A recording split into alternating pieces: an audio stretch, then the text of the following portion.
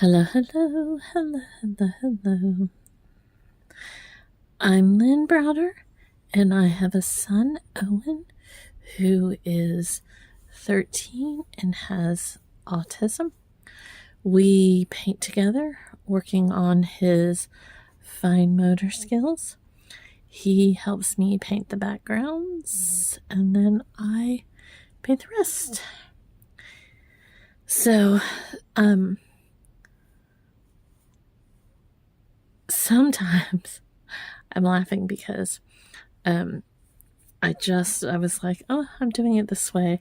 And then thought about it, and I'm like, sometimes I do where I actually do finger painting. And that's so much fun. And it's such a textile thing, and textures, and, the sensory input. And I think about it because I'm laughing because Owen and I are so similar in so many ways. He wants to touch everything now.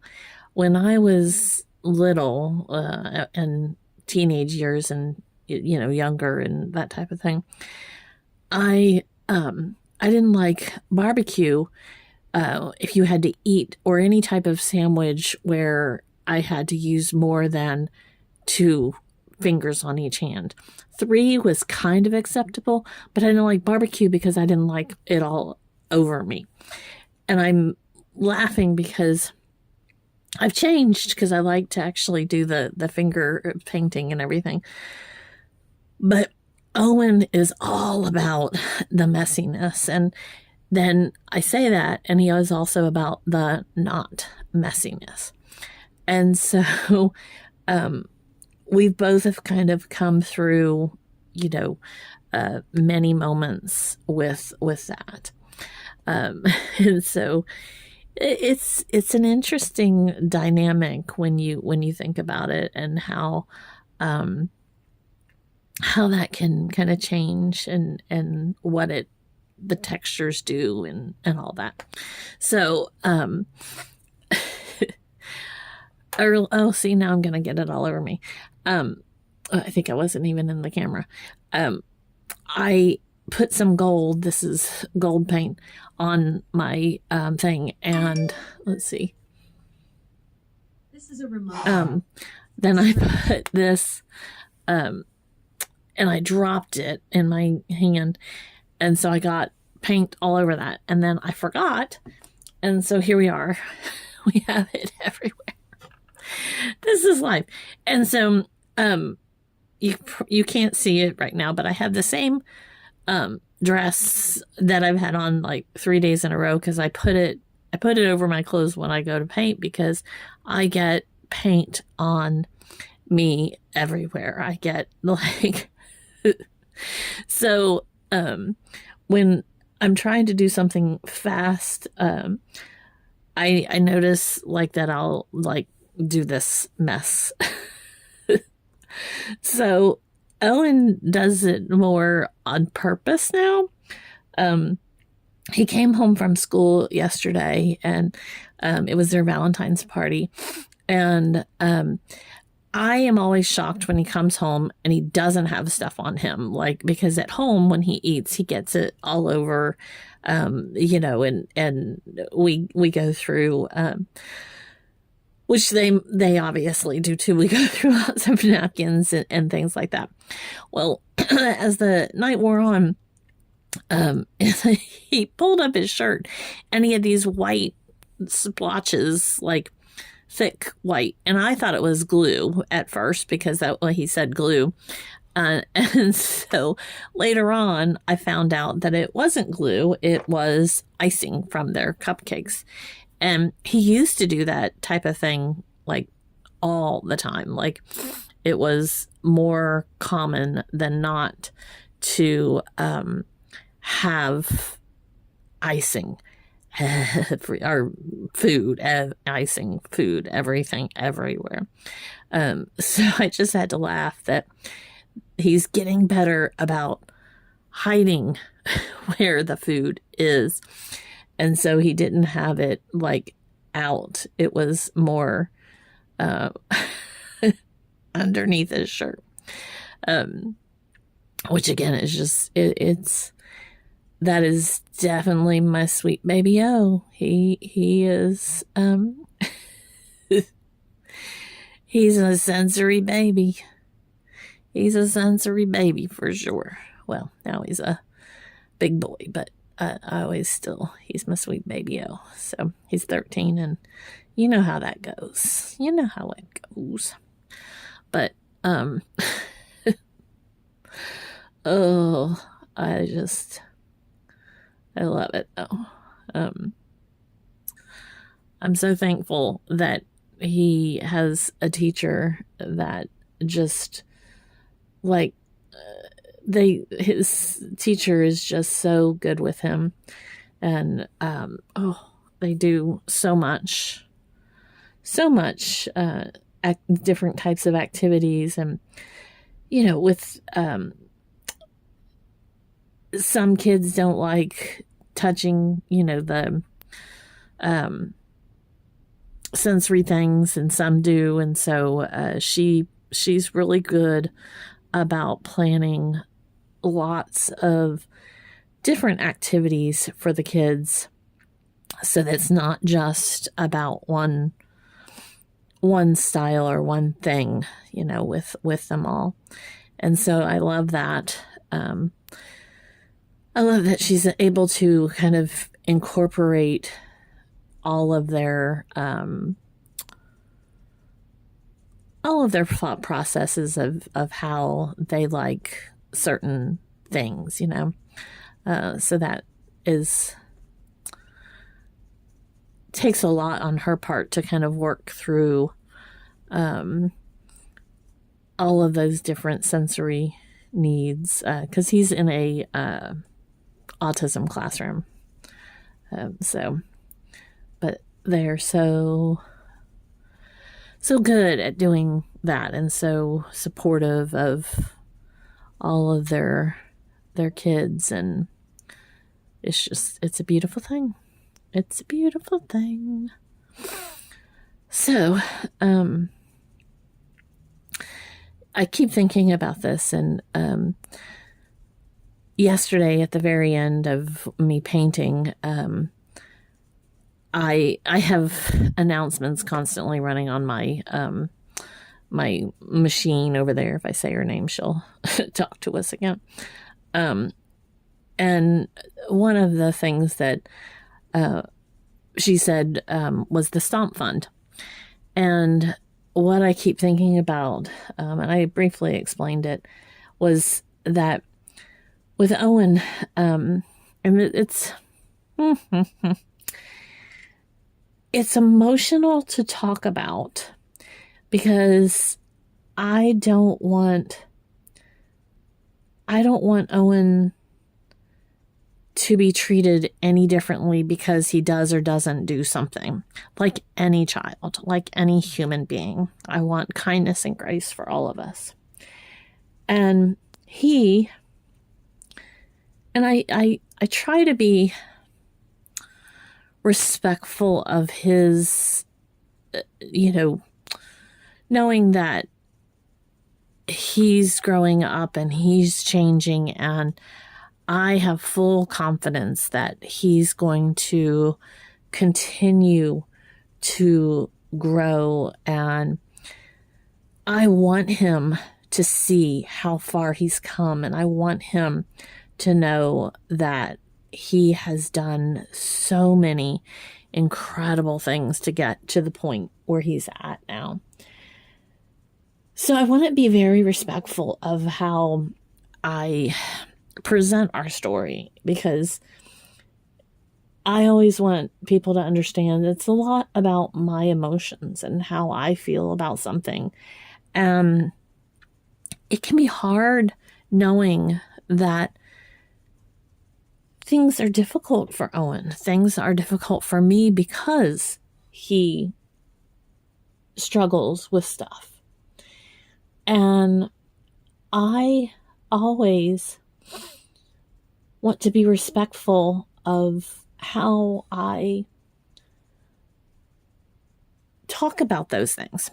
And so It's hard for me to say that Owen breaks a lot of things. And it's not on purpose. It's not like he does get upset sometimes, but most of the things that he's broken, or in the process of it's almost broken time, is because of how he regulates himself or how he moves through something. Meaning, he stomps a lot. He stomps a lot. And so I've had people come out and look at the beams like we're on a basement. And so, it creaks, it does different things. And like I said, it's emotional because this this is something he does because his body needs, to work through those moments, those emotions, all of it. And we've gone through numerous tables, numerous couches, different things because of the way he walks or jumps or so forth and so on. So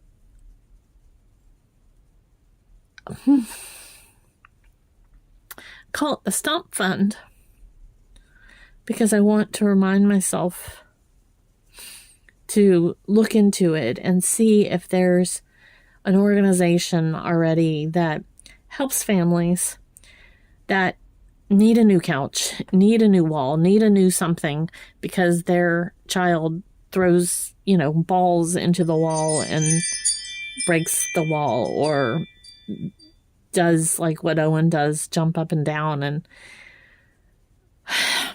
like I said, our floor is sound and secure. But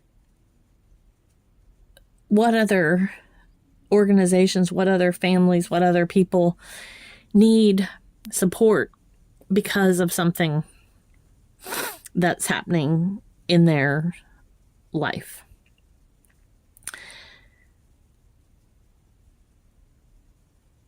And it's emotional. It's emotional because that's my baby. But I share our journey because this is emotional. Because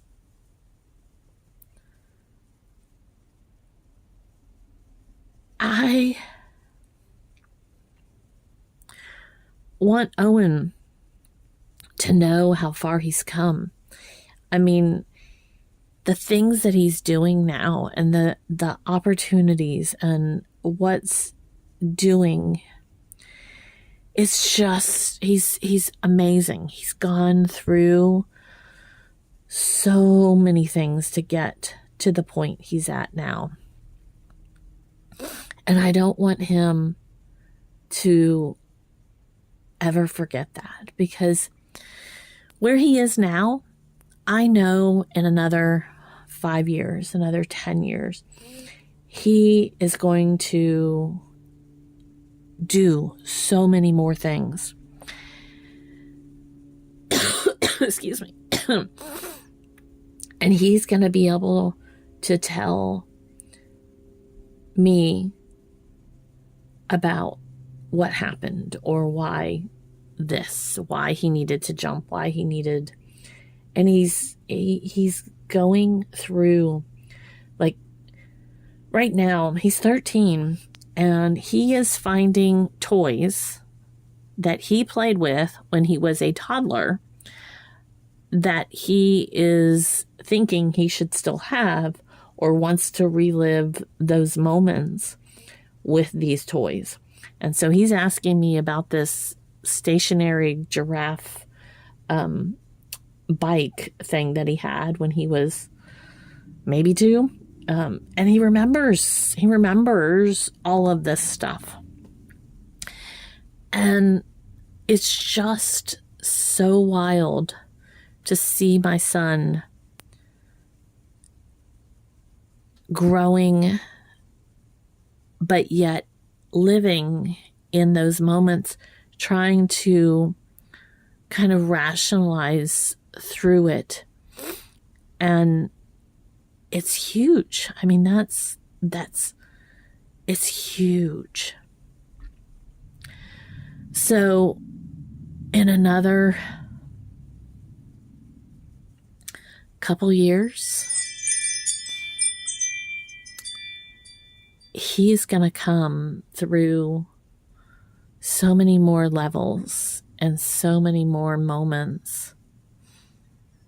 And I know it's just going to be amazing. It's just going to be amazing. So I want to find out how to help others not stress in those moments of need when your child is doing what they can to get through what they can.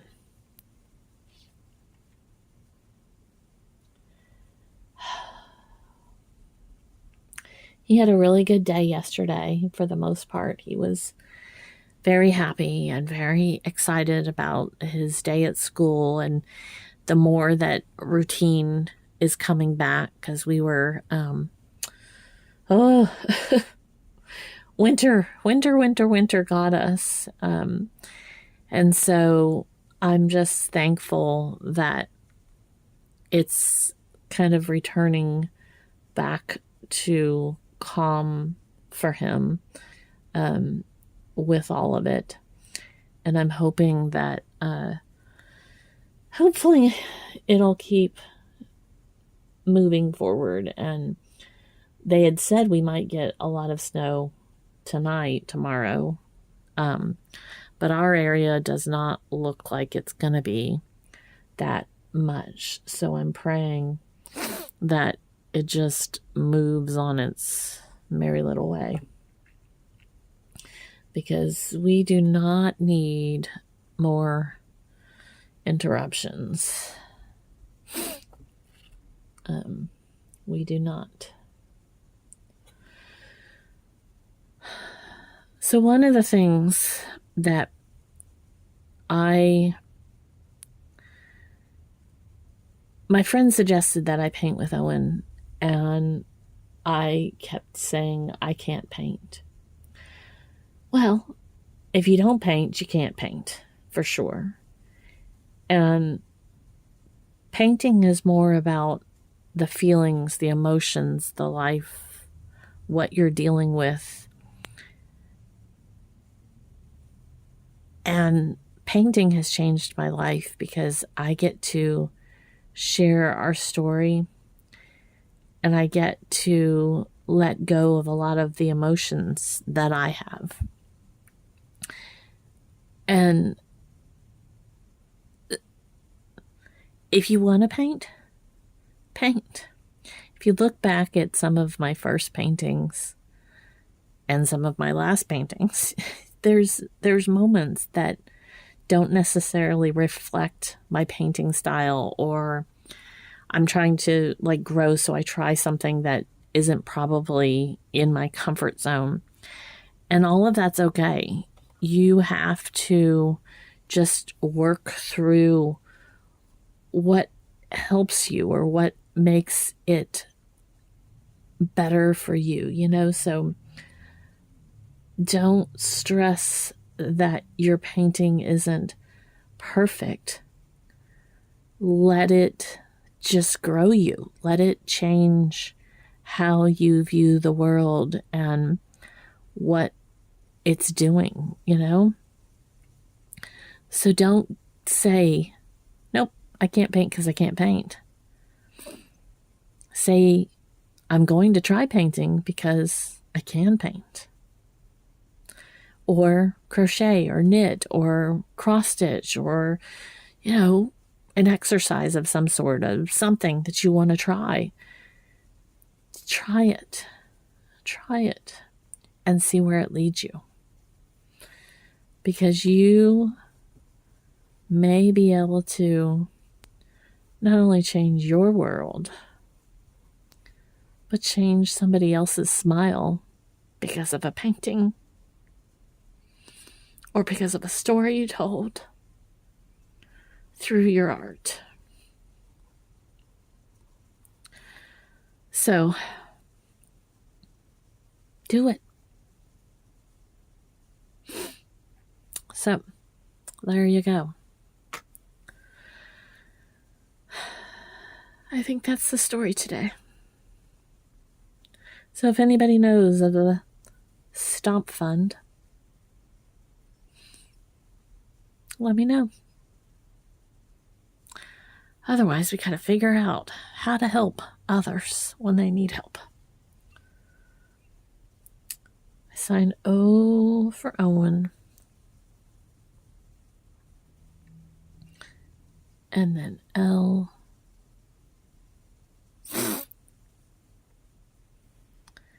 And B. His story is in this just as much as mine. And one day, he'll be able to tell the world all the things he wants to tell about his little giraffe stationary bike that he had when he was a baby. Or whatever other stories he wants to tell. So thank you for being a part of our day and listening and supporting us. I'm so thankful. I'm over 1,000 subscribers now, and I appreciate every one of you. So thank you so much, and have a great rest of your day. Toodles, toodles.